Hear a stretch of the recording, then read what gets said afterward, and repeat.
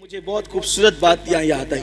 हमारे मुर्शिद आबरूए सिलसिले चिश्तिया शहबाज औलिया हजरत सैयदी बाबा फरीदुद्दीन गंज शकर रदी अल्लाह ताला, ये सिलसिले चिश्तिया की आबरू है। बाबा फरीद बड़े प्यारे बुजुर्ग हैं। बाबा फरीदुद्दीन गरीब नवाज ने कहा था, कुतुबुद्दीन ऐसे शहबाज का तूने शिकार किया है कि इसके जरिए से क़यामत तक तेरा नाम जिंदा रहेगा। बाबा फरीद के पास एक औरत आई और आकर कहती, सरकार मेरी बेटी की शादी है, पैसों का इंतजाम नहीं, सरकार इंतजाम कर दे। अब वो अल्लाह वाले लोग, और बाबा फरीद जैसा अल्लाह वाला, बाबा फरीद जब पाकपटन में रहने गए थे शुरू में, तो एक दरख्त के नीचे कयाम था और जो कपड़ों की पोटलियां और जो सामान की गठरियां थी ना, वो रखने को जगह नहीं थी। पंजाब के लोग यानी पाकपटन के लोग बहुत सताते थे, रहने नहीं देते थे। तो सामान कहाँ रखें अपना, था तो थोड़ा ही सामान, जगह तो चाहिए, तो दरख्त पे लटका कर रखते थे सामान। अब जिसका खुद का छत ना हो उसके पास आइए क्या कहने, मेरी बेटी की शादी नहीं, शादी है, पैसे का इंतजाम नहीं।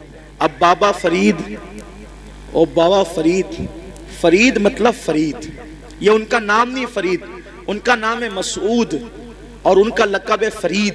फरीद का मतलब होता है यक्ता, यक्ता, बेहमता, कोई हमसर नहीं, कोई सानी नहीं। उनके दौर में वो थे फरीदुद्दीन। बुढ़िया आई, आने के बाद कहा पैसों का इंतजाम नहीं। सरकार बाबा फरीद ने कहा एक काम कर माई, वो सामने जो ढेला पड़ा है ना मिट्टी का, वो ढेला मेरे पास ला। वो ढेला लाई, फरमाया पकड़ इसको। उसने ढेला पकड़ा।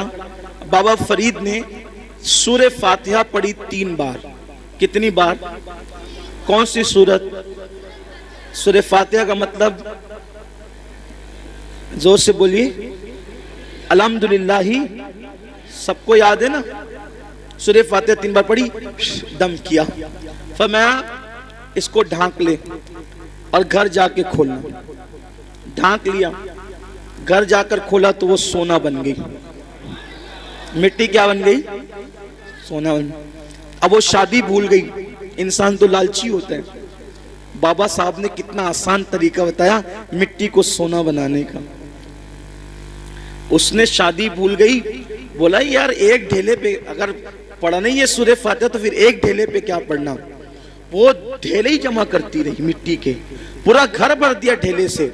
और जब रात हुई तो फातिहा पे फातिहा, फातिहा पे फातिहा, फातिहा पे फातिहा पढ़ती रही, फूकती रही, पढ़ती। रात से सुबह हो गई, वो मिट्टी के मिट्टी रही।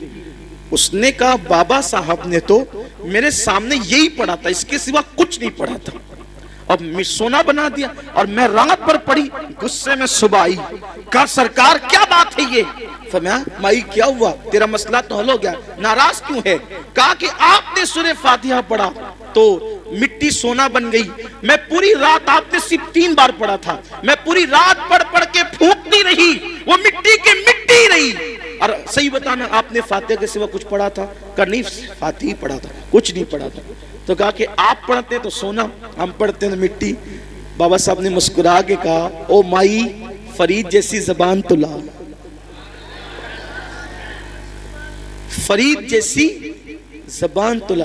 किसी को टाइफाइड होता है, टाइफाइड का मर्ज, चाय पीता है तो कैसी लगती है? कड़वी।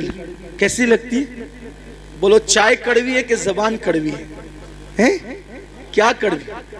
आदमी कहता है चाय कड़वी है, आदमी क्या कहता है? चाय कड़वी नहीं है। अगर चाय कड़वी होती तो सबको कड़वी लगती।